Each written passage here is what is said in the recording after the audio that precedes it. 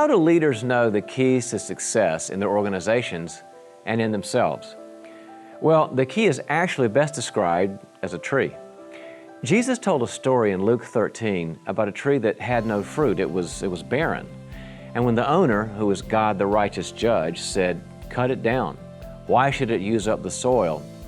Then the gardener, who was actually Jesus, our advocate, said, "Leave it alone for one more year, and I'll dig around and fertilize it. If it bears fruit next year, fine. If not, then cut it down."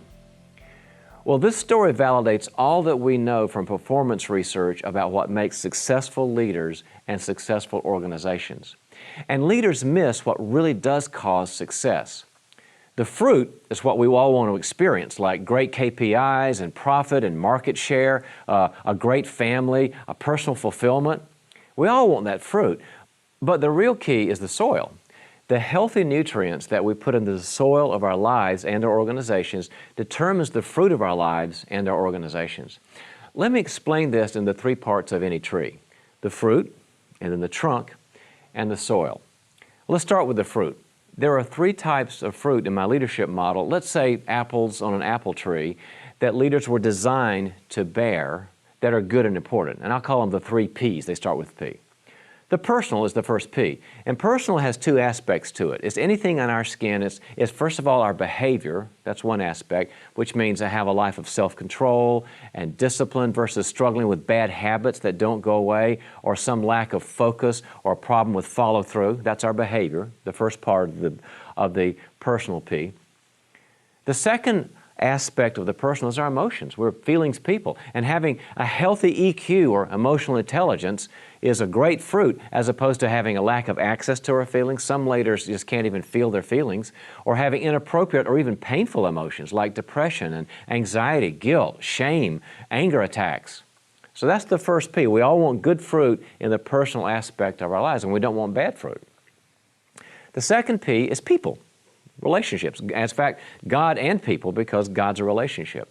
And that's the ability to get along well with others and to be able to have great and healthy relationships versus having disconnections and having isolation and disagreements with people, whether it's in our personal life or our professional life, disagreements that don't get solved. We all want great people relationships.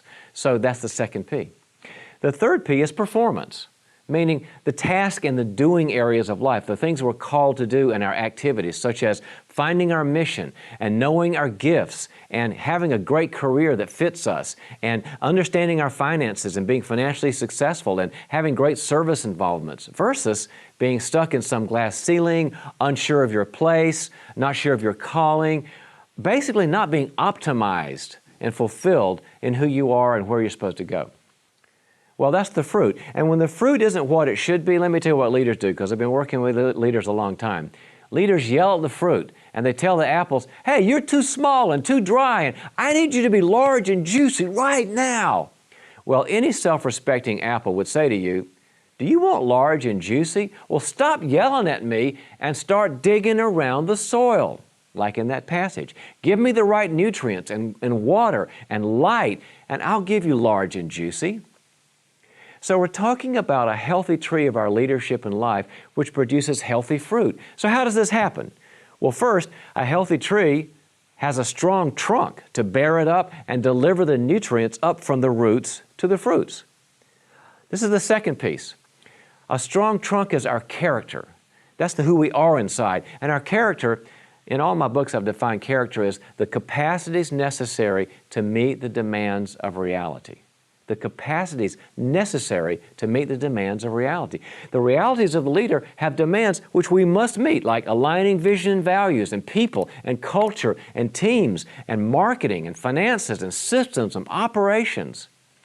Well, leaders need four internal capacities or abilities in their character that form a strong trunk. First is relationship, the ability to have relationship, being able to trust others, incur trust from others, be vulnerable, and with people who can do the same. Great relationships.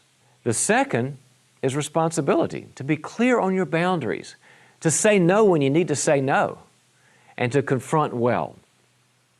The third is reality, to be able to tackle problems and challenges and negative realities head on and deal with them.